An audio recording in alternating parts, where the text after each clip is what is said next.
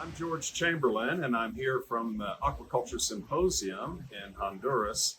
And we just had the pleasure of hearing Dr. Subhashini present an amazing, very well received presentation on bacteriophages, or bacteriophages, I think is the proper pronunciation. And we're fortunate to have Dr. Subhashini to maybe explain what that is and why it's important for shrimp farming. Thank you, Doctor. And it's a great privilege to have you in the podcast. And as I was discussing in the presentation, today, the world is going to a dire situation because of multiple drug-resistant bacteria. And there is a prediction by UN that by 2050, the death due to multiple drug-resistant bacteria is going to be a major killer more than cancer. So the prediction is around 10 million deaths. So this is because of the overuse and abuse of antibiotics, not only in humans, but also in poultry, aquaculture, and agriculture. So, in aquaculture, we have a lot of issues, especially with Vibrios, because Vibrio is a halophilic bacteria. So we have a solution, which is Bacteriophages, which is a natural alternative to antibiotics. And in case of shrimp, they do not have a immune system which is well developed, and antibiotics, many of the Vibrios are resistant to most of the antibiotics which are used. And we also have problem of export rejection because of residual antibiotics. So we do not have alternatives, and phages look like a plausible alternative to antibiotics. So hence, Aristogene focuses on phage therapy as a green alternative to antibiotics, not only in aquaculture, but also in poultry and large animals like pigs. It's fascinating. I remember hearing your comment that decades ago, there was a mystery of how people in India who consumed water from the Ganges River were not as susceptible to cholera. Yes. Remarkable. And that was basically the first appreciation that bacteriophages were present in that river. Yes. So what exactly is a bacteriophage? Yeah, bacteriophages are obligate intracellular parasites which can live only inside a bacteria with using the bacterial machinery, intracellular machinery, and they have a very simple structure of head, body, and tail. And this tail has certain proteins which can bind to the specific receptors on a bacteria. So a bacteriophage can bind and attach only to the bacteria which is intended to kill. That means if you're targeting Vibrio, say for example, it will kill only Vibrio. So it's like a surgical strike. Surgical strike. That's Yes. Fascinating.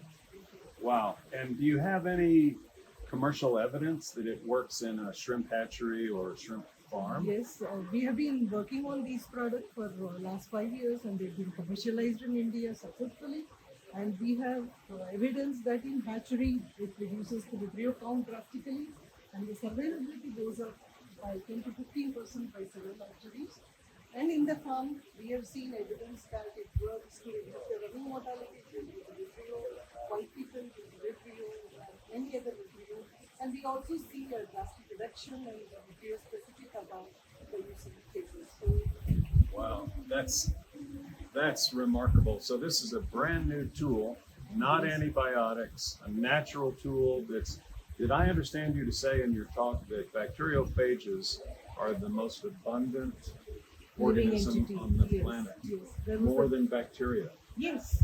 See, for every bacteria which is existing on Earth, there are already 10 different phages which is naturally present. So, if you say it is 10 power 30 bacteria on Earth, there are 10 to the power of 31 phages on the Earth biosphere. 10 to the power of 31. That's a more lot. than any other living entity. So it's numerous and it's ubiquitous. Wherever there is, it's there in our intestine, it's there in the sewage, it is there in sera, it's there in vaccine. So we are using which is naturally available for the benefit of, bacterial lysis. And just for the benefit of our listeners, what is the name of the product that you offer? Yeah, we have one product which is called Vibrio Shield, which is used for the hatcheries in shrimp. Vibrio Shield? Vibrio Shield. We have another product called Elixir, which is used for the growout. Okay. And we have another product which is called Shield, which is for E. coli in poultry, and Sal Shield, which is for Salmonella in poultry. So, and we are also coming up with a product for fishes for Aeromonas and Pseudomonas, which is AeroShield. Wow. So many products. That's fantastic. And are these available? There's a website people can go to purchase these. www.haristogene.com, and we have developed a very good customer base in India, and we have successful trials in this part of the country, which is Latin America also, and Central America. So we're looking forward to get these into these markets as well. It's wonderful to have a naturally occurring organism that's has no negative consequences. It's not an antibiotic. It works against antibiotic-resistant bacteria, Yes. and it's very targeted to the harmful organisms And that it are does affecting not us. kill the probiotics. And it or doesn't. So you the- can use probiotics at the same time, and it doesn't disturb that. Yes, yes. So what could possibly be a negative? That all sounds great, and you have lots of data to show that it's working. So thank you very much, and what a great presentation. Thank you so much for your time on the podcast. Thank you, Dr. Subhashini.